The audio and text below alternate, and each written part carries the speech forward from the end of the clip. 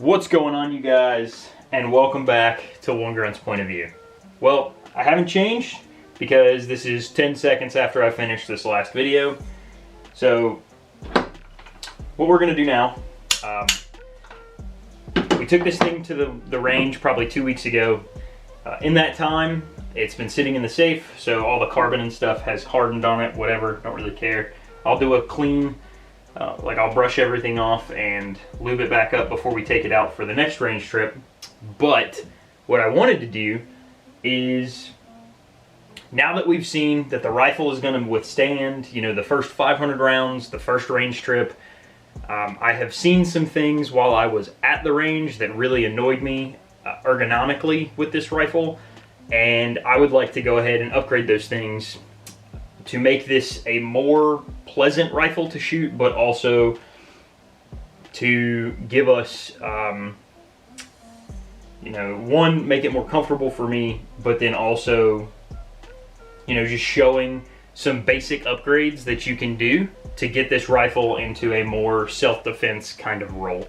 So what I did is I went to a local gun shop out in Jacksonville called Gorilla Armament, which I'm not a paid sponsor for them or anything, but I went there and I picked up a used, which you can do this on a website called TaxSwap, if you're looking for used parts for cheap.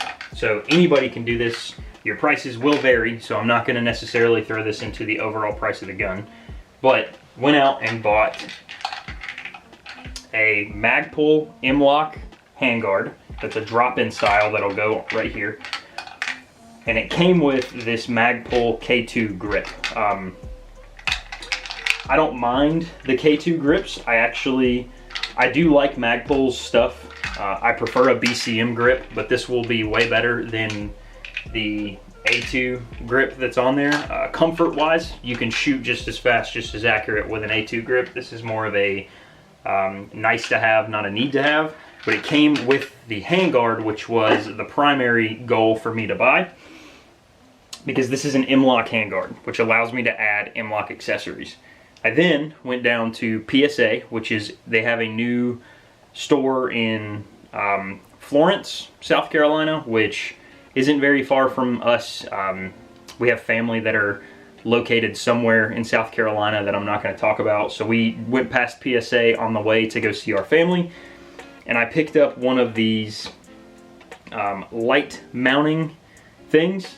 This flashlight was 60 bucks used. It's a Surefire, I think it's like the Tactical G7. It's a, cut this off, not super bright, but it gives you a light, has an auto on, or a constant on feature, and then you can rotate the rear cap and have a push button. I also found this little IR thing, which we've been playing around with this thing since I found it. So this isn't actually part of it. Let me get this off. Take this off. So Surefire light, gonna be super durable. I think in the T-Rex Arms video that was kind of like this, Lucas did about the same thing with the adding this light attachment with a Surefire light. That way you have a rock solid weapon light. You could do this with like a Streamlight, because I think Streamlight makes a light that's the exact same light as this. It just says Streamlight instead of Surefire. I'm pretty sure they come out of the same place. That specific light, you can correct me if I'm wrong.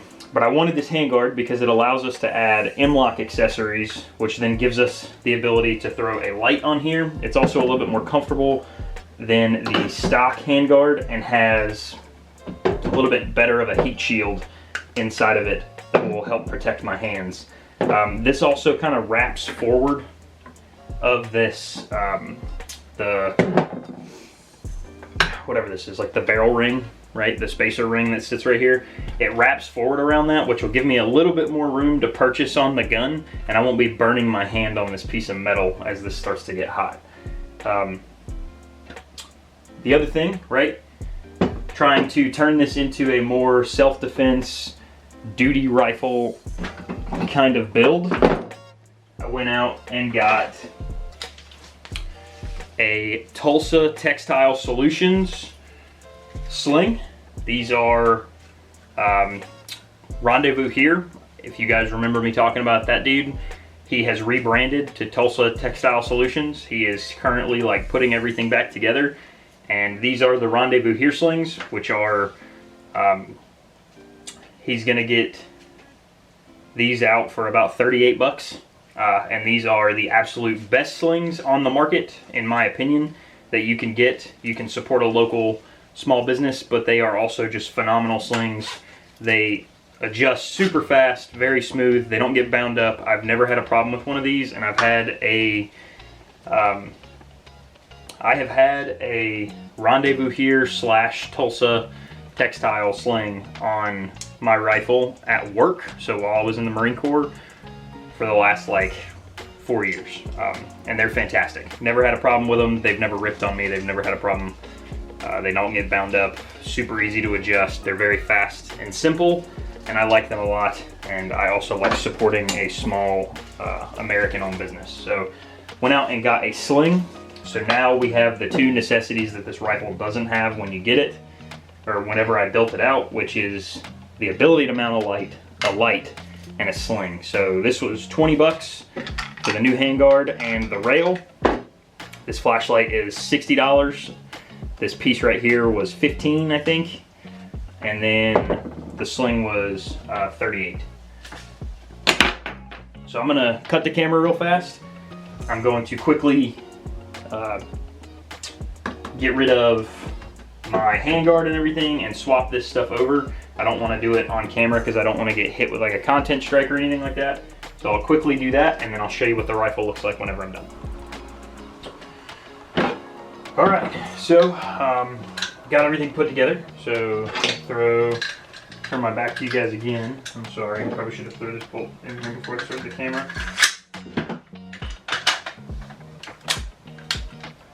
Great. There we go. So now, this gun kind of looks like a gun from like Gray Zone Warfare. Yeah, so now we have our updated pistol grip on here, the new M-LOK handguard, which will allow me to hit some really cool fucking white light stuff, which if you're gonna own a rifle, highly recommend that you put a white light on it. White lights, especially this Surefire, it's not super bright. This is an older, which is probably why I got it for so much cheaper. This is one of the older plastic Surefires. I think the newer ones are a little bit brighter than this, but this is good. It'll definitely give you, it's better than not having a light at all. But with this, and let's grab a magazine. So this is what the rifle looks like now. Got our red dot, our light, and then real quick, going to get some 550 cord that I have laying around, and I'm gonna make some sling attachments so that way I can run my sling the way I normally will run it with one of these like pull tabs. All right, so got everything put on here, and this is way nicer. So this gives me a little bit more of an ergonomic feel for the handguard. It also gives me the ability to run like a angled foregrip, maybe like a vertical foregrip. I have a flashlight on here now, which isn't the greatest. However, it's a flashlight and it's more than what we had on here before. I went again, trying to keep this as budget as possible. Instead of using these lower sling loop mounts, which would be the absolute cheapest way to go, I threw some 550 cord through the M-LOK here to give me like a sling attachment point, and then some more 550 cord through this rear part of the buttstock, which now lets me run it over my buttstock like I do with a QD.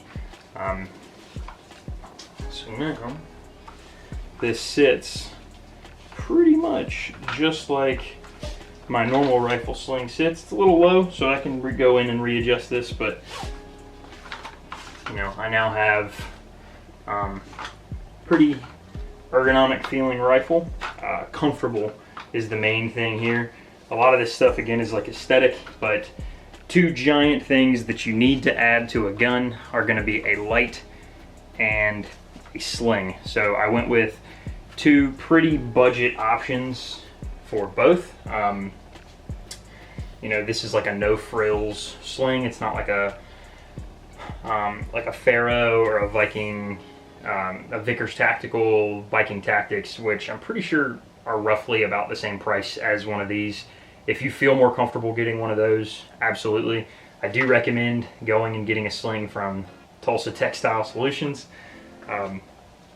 But again, I now have the basics of making this a more, how